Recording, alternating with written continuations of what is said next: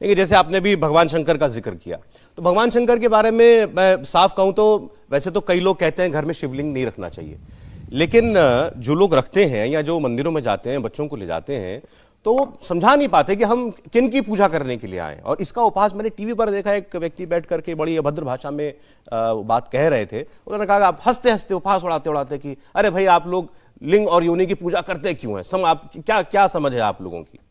आप देखिए, अब यहां पे एक और बात कहता हूं। वैसे तो मैं पहले कहना चाहूंगा, चूंकि मैं धर्म का कोई आधिकारिक ज्ञाता नहीं हूं, भाई मैं कोई महामंडलेश्वर पुजारी या वो नहीं हूं, इसके बावजूद अपने जो भी सूक्ष्म ज्ञान है उससे बताने का प्रयास कर रहा हूं। यह भी हिंदू धर्म में एक बड़ी विचित्रता है। जानते हैं क्या है? आप किसी दूसरे धर्म में पूछिए तो जो एथोराइज व्यक्ति नहीं, उसके अलावा कोई इंटरप्रिटेशन नहीं कर सकता।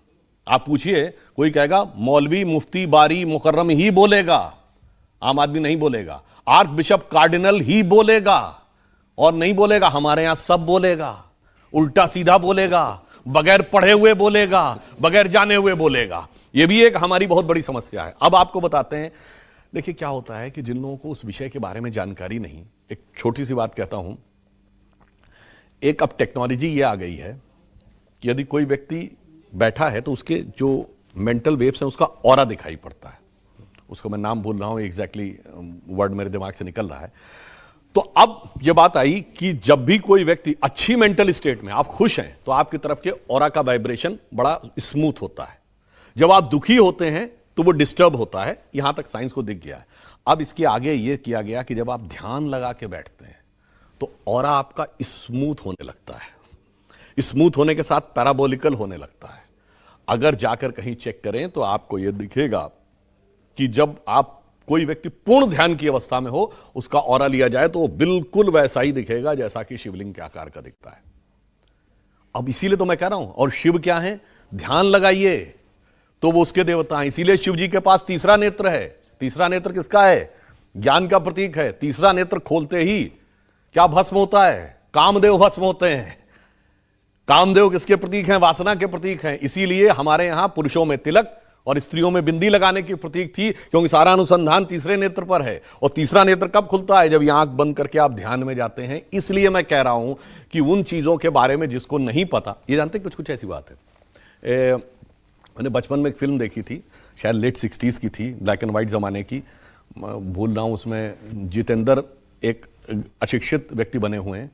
वो ट्रेन में अंदर आते हैं और वो अपना बहुत बड़ा सा एक जो बोरा लादे होते हैं, वो चेन पुलिंग वाले उस पर टांग देते हैं। ट्रेन रुक जाती है। अब वो आता है, जो टीटी देखता है, वहां तो पता लग जाता है ना किस डिब्बे से ट्रेन खींची गई। आके देखता, कहता ये किसने टांगा? उसने कहा जी मैंने टांगा। कहता इसकी वजह से ट्रेन रुक गई। कहता क्या आप हमको बेवकूफ बना रहे हो क्या? जो अपने पेट में इतने सैकड़ों हजारों लोगों को लेकर चलती है, वो इसे खींचने से रुक जाती है। इतना बेवकूफ हमको मत समझिए। तो ऐसी ही बुद्धि उन लोगों की है। आप किसी से कहिए कि यहां से बटन दबाएंगे, आज से केवल 100 साल पहले, तो आपको न्यूयॉर्क में बात हो जाएगी, तो कहते थे ना इतना बेवकूफ मत समझिए। इसलिए मैं कह रहा हूं ज्ञान का विकास होने दीजिए, तब आपको समझ में आएगा। अब एक उदाहरण दे देता हूं। आज से केवल 60-70 साल पहले आप किसी से कहते दिल्ली में फैक्ट्री चल रही है तो कनाडा में बर्फ पिघल रही, तो कहा जाता है इतने अनसाइंटिफिक हो, इतने बेवकूफ हो, अरे हीट इतने मीटर से आगे नहीं जा सकती और तुम कह रहे हो हजारों किलोमीटर चली गई। आज ग्रीन हाउस इफेक्ट ने यह प्रूव किया है कि हमारे कमरे का आपका एसी भी नॉर्थ और साउथ पोल की बर्फ को पिघला रहा। क्यों? Entire earth is a cosmic unit.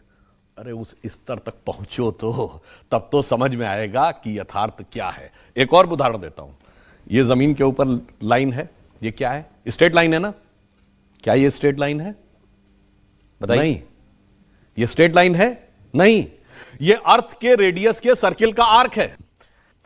यानी पृथ्वी की जितनी त्रिज्या है उस वृत्त का ये एक आर्क है। मेरे आपको कब समझ में आएगा? जब कई हजार किलोमीटर ऊपर आप जाएंगे तो आपको दिखेगा धरती गोल है और ये स्ट्रेट लाइन उस गोल आर्क का हिस्सा है। यहां बैठ के आप कहेंगे कितने बेवकूफ हो, तुम्हें दिख रहा है कि लाइन है, इसके बावजूद तुम्हें समझ में नहीं आ रहा है। जैसे दिखता है कि सूरज पृथ्वी के चारों ओर घूमता है, घूमता है क्या? मगर कुछ लोगों को लगता था कि घूमता है और उन्होंने हमें समझा दिया कि वो वैज्ञानिक थे और हम अवैज्ञानिक। अच्छा ये बताइए, ये सारी बातें जो इसका मतलब है हमारे देवी देवताओं में या भगवानों में, ये प्रतीकों के तौर पर दी गई हैं हमें समझाने के लिए। अब भगवान शिव की आपने बात बताई, आपने बिंदी तिलक का उपयोग बताया कि ये हमारे थर्ड आई तक चेतना को लाने के लिए है। तो बाकी जो हमें उसमें प्रतीक दिखाई देते हैं, जटाएं हैं, एक चंद्रमा है, गंगा जी बह रही हैं, एक सांप है गर्दन गले में। बिल्कुल सही बात है, वो सांप भी है, वो काल भी है, वो गले में भी। वो क्या होगा कि अगर हम इस ढंग से जाएंगे तो एक एक चीज के ऊपर इतनी लंबी व्याख्या हो जाएगी कि आपका पूरा प्रोग्राम जो है एक ही बिंदु के ऊपर समाप्त हो जाएगा। मगर मैं एक और कहना चाहता हूं, ऐसा नहीं ये प्रतीक है, ये वास्तविकता में चेतना में घटित होता है। ये भगवान वास्तविकता में हुए और उन्होंने घटित किया। जैसे आप अभी टेस्ट कराते थे कोरोना के समय, ब्लड टेस्ट, तो रिपोर्ट जाके देखते थे तो उस पर कुछ बना होता था ना, सिंबल, नंबर लिखा होता था।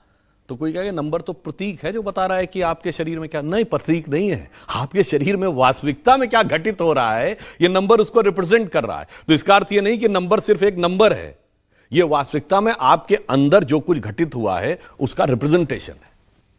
तो इसलिए हमारे सभी जो देवी देवता हैं वो वास्तविक थे, और वास्तविकता में कैसे घटित होता है ये उनके स्वरूप में दिखता है। अच्छा, लेकिन फिर बहुत सारी चीजें ऐसी भी हैं जो हमें दिखाई देती हैं, लेकिन फिर हम उस, जब कोई कहता है तो हम उस पर ऑब्जेक्ट भी करते हैं। मैं जैसे महुआ मित्रा की, मोइत्रा वाली जो कंट्रोवर्सी हुई, उन्होंने मां काली के बारे में जो बोला वो लाना चाहता हूं, किसी पॉलिटिकल एंगल से नहीं, लेकिन जो चर्चा हम आज कर रहे हैं उसमें ये शामिल होती है। इसीलिए उन्होंने कहा कि मेरे लिए मां काली जो है वो एक मीट ईटिंग और अल्कोहल एक्सेप्टिंग देवी हैं, और मैं उनको इस रूप में मानती हूं।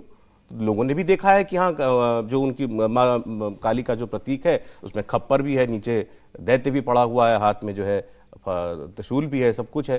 तो फिर हम इस पर एजिटेट भी हो जाते हैं। तो ये क्या हम अलग अलग तरीकों से इंटरप्रेट करते हैं? देखिए, मैं भी इसमें पॉलिटिकल पॉइंट पे नहीं जाना चाहूंगा। मतलब वैसे तो दिख गया कि काली माँ की स्तुति चुनावी मंच से, और जब चुनाव गुजर गए तो वो मीट ईटिंग गॉडेस हो गई। खैर, वो विषय पे नहीं जाना चाहेंगे। मैं सिर्फ ये कहना चाहूंगा, यही तो मैंने बात कही थी कि जिसने उस विषय के बारे में कितनी जानकारी ली है, जिसको जानकारी यदि नहीं है उसके बावजूद आदमी अपना इंटरप्रिटेशन दे, तो वह अपने आप में बहुत हास्यास्पद नजर आ जाता है। जैसे मैंने अभी बताया ना कि 3 - 4 = बिल्कुल गलत है साहब, मगर इसके बावजूद तो कलाम साहब से पूछिए गलत है कि नहीं। अब ये बताइए, आसमान आप देखते हैं तो नीला है, नीला है क्या? ये दिखता है नीला। उसी प्रकार से इस ढंग के अपशब्दों का प्रयोग करना बहुत गलत है कि आपको उसको शराब, मीट और इस प्रकार की चीजों से कनेक्ट करें। मैं कहना चाहता हूं फंडामेंटल्स में जाएं और बगैर जान के मत बोलें। जैसे अगर वो खुद मेंबर ऑफ पार्लियामेंट हैं तो पार्लियामेंट की स्टैंडिंग कमेटी में है, पार्लियामेंट का एक एक्ट है, कोई कहे जी एक्ट का, ये तो वही एक्ट है, ये कागज में लिखा हुआ है, पहली क्लास की किताब में जो काका काका लिखा वही काका काका में लिखा है, या वही एबीसीडी इसमें लिखी। सही बात है, एबीसीडी इसी में लिखी है वही, बट इस एबीसीडी के कॉम्बिनेशन का कितना गहरा प्रभाव देश के भविष्य में पड़ने जा रहा है यह समझिए। इसलिए बगैर उस चीज को समझे हुए टिप्पणी करने का, दुर्भाग्य से जो मैंने कहा, हर व्यक्ति बोलता है, उल्टा सीधा बोलता है, जो मन में आए वो बोलता है, अभिव्यक्ति की स्वतंत्रता के नाम पे बोलता है और एक तरफा बोलता है। यह समस्या है। इंडिया टीवी हर वक्त हर जगह डाउनलोड करने के लिए सर्च करें India TV news Google play store या ऐप स्टोर पर।